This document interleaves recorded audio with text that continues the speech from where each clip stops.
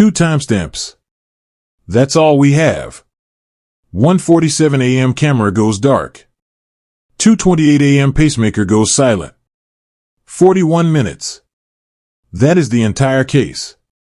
Everything that matters, every decision, every movement, every piece of evidence, fits inside that window.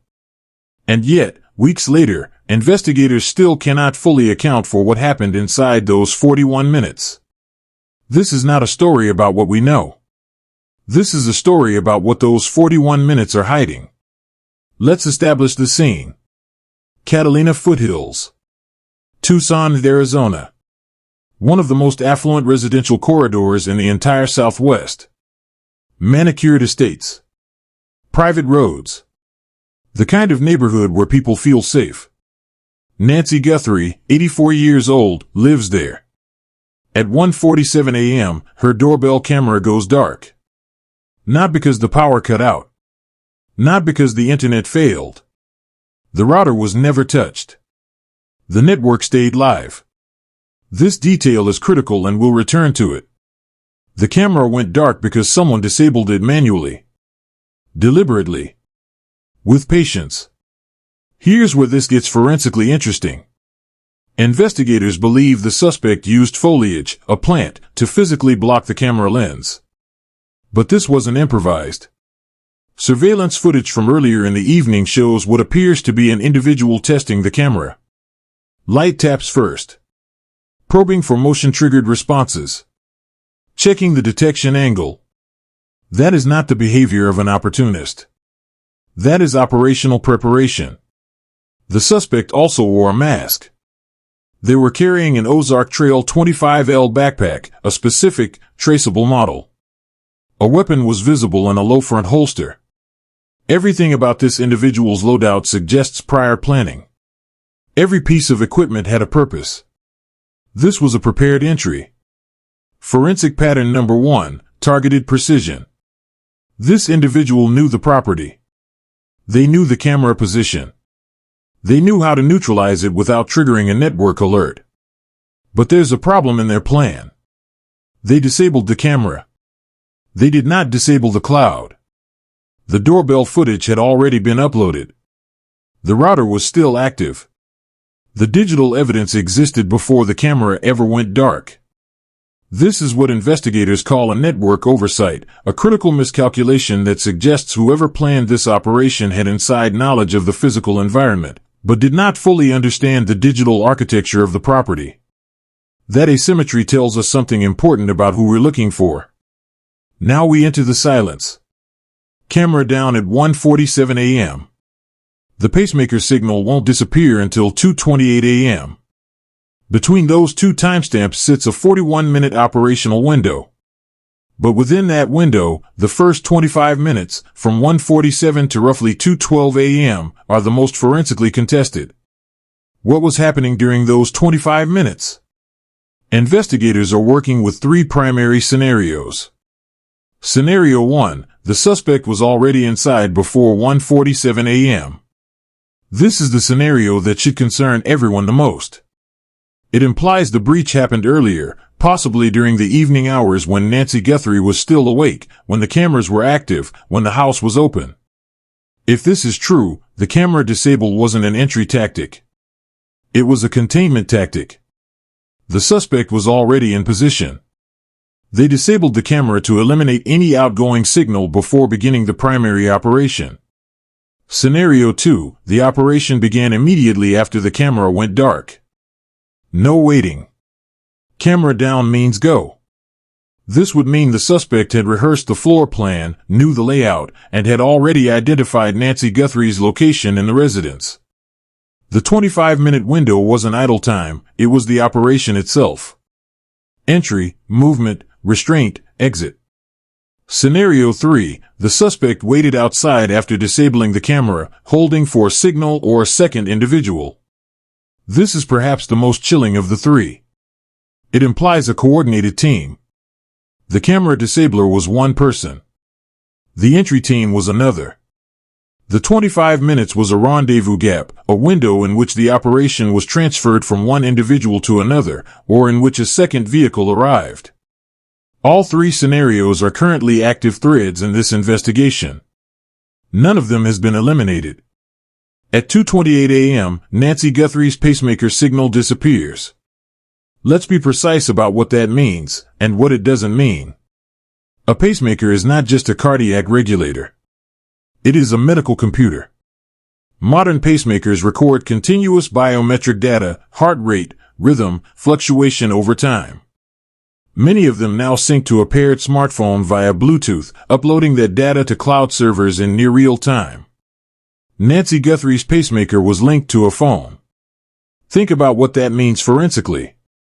In the minutes leading up to 2:28 a.m., investigators can potentially reconstruct her physiological state. A sudden spike in heart rate, irregular rhythm, elevated BPM, indicates acute stress or fear. A normalized, depressed rate suggests sedation. A flat line is cardiac arrest or device disconnection. That device is a witness. It cannot lie. It cannot be coached. It recorded exactly what her body experienced in those final minutes before the signal went dark. The question investigators are asking, was the signal lost because the phone lost connectivity? Or because the phone was removed from proximity to the device? Or because of something else entirely? 2:28 a.m. is not just a timestamp. It is the last confirmed data point of Nancy Guthrie's presence in that home. Here's where this case becomes deeply complex. The suspect knew things. They knew which camera covered the front entry. They knew how to physically defeat it without triggering a network alert. They knew the property layout well enough to operate in the dark. And critically, according to reporting, there are indications they may have known Nancy Guthrie's schedule and what she was wearing. That last detail is not a minor footnote. Knowing a victim's schedule requires either direct observation over time, access to someone in the victim's immediate circle, or information obtained through a secondary source, a housekeeper, a caregiver, a neighbor, a family member, a delivery record. This is the inside knowledge problem. Investigators face a defined contradiction. The level of operational sophistication shown at this property, masked entry, pre-planned camera defeat, targeted extraction, is inconsistent with the network oversight. A professional team that has surveilled this property for weeks would not leave the internet router active. They would know about cloud-based doorbell uploads. So either we are dealing with a highly sophisticated physical operator who has a blind spot in digital forensics, or we are dealing with two groups of people who planned this together, one with inside access to the physical environment, one with incomplete access to the digital infrastructure. Both possibilities lead investigators back to the same question: who had access to Nancy Guthrie's daily routine? The last person documented in proximity to Nancy Guthrie before her disappearance was a man named Tommaso Cian.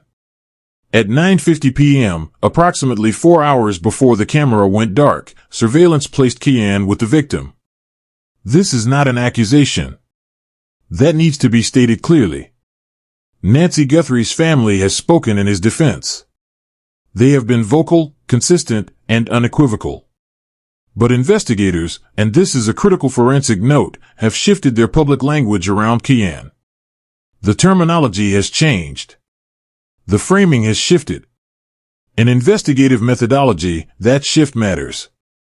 When law enforcement moves from one category of person of interest to another, it reflects a change in the evidentiary landscape. It reflects new information coming in. What that information is has not been publicly disclosed. But Tommaso Cian remains a significant data point in the 9:50 p.m. to 1:47 a.m. timeline, the hours before the operational window opened. 48 hours after Nancy Guthrie disappeared, a ransom demand surfaced. $6 million. In Bitcoin. But the recipients weren't law enforcement. They weren't the family. The demand was sent directly to media outlets. CBS. TMZ. That is an extremely unusual strategic decision. And it tells us something significant about the suspect's psychology. Sending a ransom to media rather than family suggests one of two things. Either the suspect wanted maximum public pressure, forcing a media storm that would compel the family to act quickly, or the suspect was attempting to establish a narrative. To control the story. to position themselves as someone making a demand rather than someone who has already made a decision.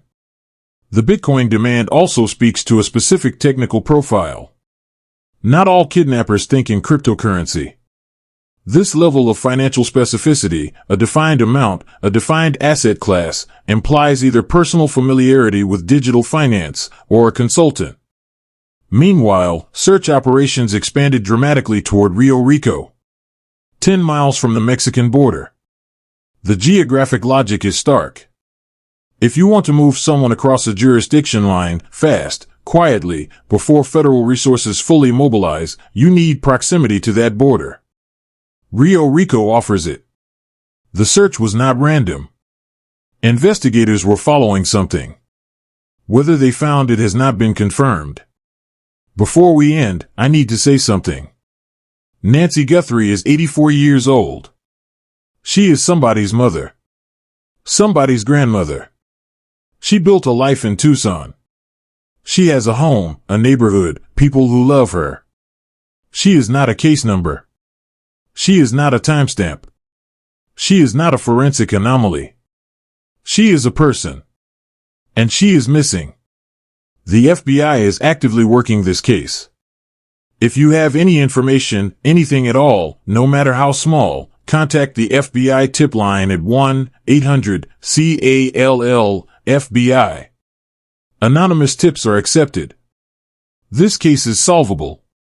Those 41 minutes are not going to stay dark forever. Subscribe to the Case Code. Share this video. Comment amen if you believe Nancy Guthrie will be found. Let's make sure the algorithm keeps pushing this story until someone with answers sees it. Nancy, wherever you are, people are still looking.